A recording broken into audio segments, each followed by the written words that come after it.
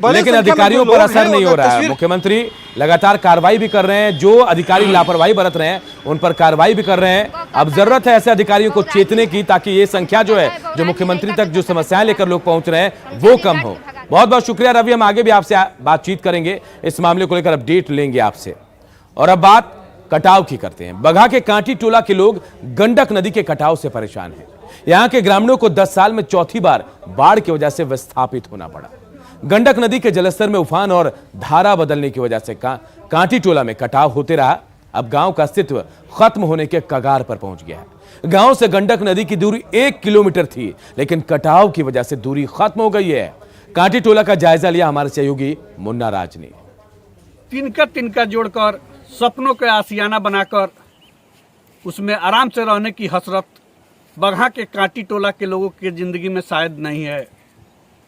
हम तस्वीरें दिखा रहे हैं आपको, ये बगहा का गंडक नदी है और हम पहुंचे हैं अभी कांटी टोला में।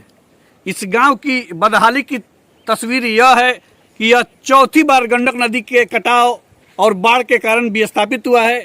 यह गांव पिछले 10 वर्षों में 4 बार विस्थापन की मार झेल रहा है और इस बार के बाढ़ और कटाव ने इस पूरे गांव को बर्बाद कर दिया है। कैसे क्या हो गया? ये रात में आया इधर से बाढ़ बहुत जबरदस्त, और पूरा कटाव यहाँ से 14-15 घर गिर गया पानी में, और वो दह गया, कुछ भी सामान उसमें से नहीं निकला। यहाँ कोई जो कट गया घर, वो पल्ली उल्ली तान कर रोड पर रह रहे हैं। अभी तक मतलब कोई व्यवस्था नहीं है, बस यहाँ चिवड़ा मीठा भर मिला है। यह तस्वीर मानो ऐसी है कि शायद गंडक नदी इन गांव का पीछा कर रही है।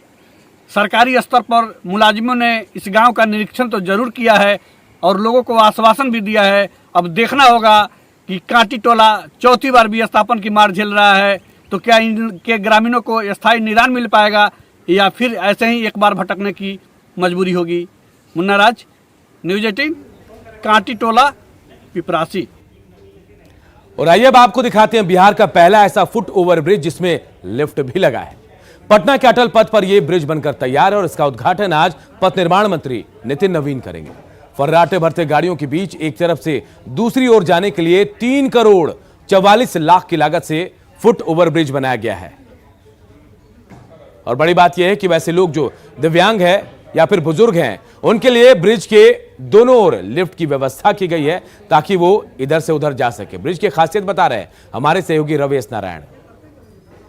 अटल पथ पर बने इस फुट ओवर ब्रिज की जो खासियत है वो हम आपको दिखा रहे हैं कि किस ढंग से यहाँ लोगों के चलने के लिए बेहतर व्यवस्थाएं की गई हैं। वैसे ही अगर विकलांग हो या बुजुर्ग हो तो उसके लिए यहाँ पे लिफ्ट की व्यवस्था की गई है। और ज़रा देखिए कि यहाँ से अगर आप आते हैं तो आपके लिए जो लिफ्ट है वो लगी होगी, और जहाँ से अगर आप किसी भी ढंग से अगर बुजुर्ग हों और चलने में असमर्थ हों तो यहाँ पे आप जा सकते हैं। और ये लिफ्ट सबसे बेहतर व्यवस्था इस फुट ओवर ब्रिज की आप कह सकते हैं, क्योंकि देखिए जिस ढंग से इसकी बनावट है वो भी काफ़ी खासियत भरा है और बेहतर कही जा सकती है। और ऐसे एक नहीं बल्कि 4 फुट ओवर ब्रिज जो है वो यहाँ पे बनाए जा रहे हैं और हम आपको दिखाते हैं चल करके कि कैसे ये काम करता है। यहाँ आप यहाँ से निकल सकते हैं और ये ज़रा देखिए कि ये आपका जो ये यहाँ पे आप यहाँ पे जाएं, और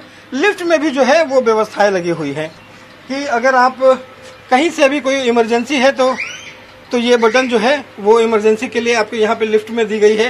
अगर कोई कॉल करना चाहे तो कॉल करने के लिए है, और ये फ़ैन है और तमाम जो है ये पूरे ये कह सके ओवरब्रिज पे सड़क पे पहले से जो सीसीटीवी फुटेज जो लगी हुई है अटल पथ पे वो तो है ही। तो वो कह सकते हैं कि एक अच्छी व्यवस्था जो है वो पथ निर्माण विभाग के तरफ से यहाँ पे की गई है।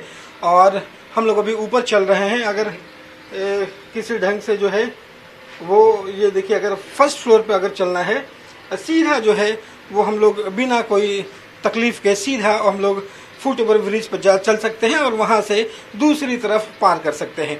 तो ये एक वो व्यवस्था दी गई है जहाँ पे वैसे लोग जो चल नहीं सकते, मुश्किल होती है।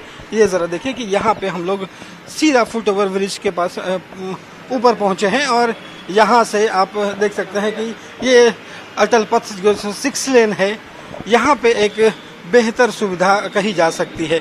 तो कुल मिलाकर के अगर कहें तो ये फुट ओवर ब्रिज जो है वो पटना वासियों के लिए सबसे बड़ा तोहफा साबित होगा।